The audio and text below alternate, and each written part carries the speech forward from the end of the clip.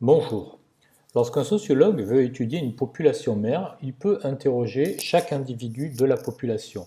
On appelle cette démarche un recensement. Cependant, il faut savoir que c'est extrêmement coûteux, c'est pourquoi c'est relativement rare.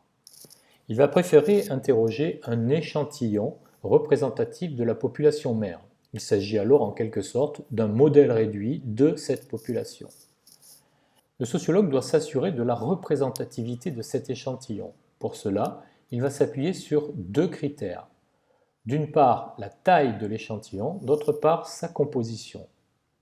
Concernant la taille, il s'agit de s'assurer que l'on interroge un nombre suffisamment grand de personnes pour refléter l'opinion générale. Plus on va interroger d'individus, plus la réponse apportée par l'échantillon se rapprochera de celle qu'aurait apportée la population mère.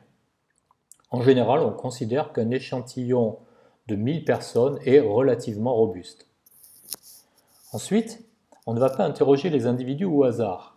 La composition de l'échantillon est également importante.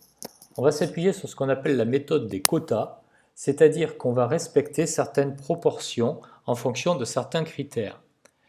Ces critères peuvent être la catégorie socio-professionnelle, l'âge, etc.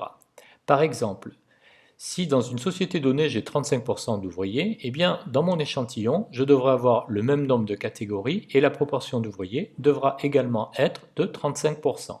Bien entendu, plus les critères seront nombreux, plus il sera difficile de construire l'échantillon.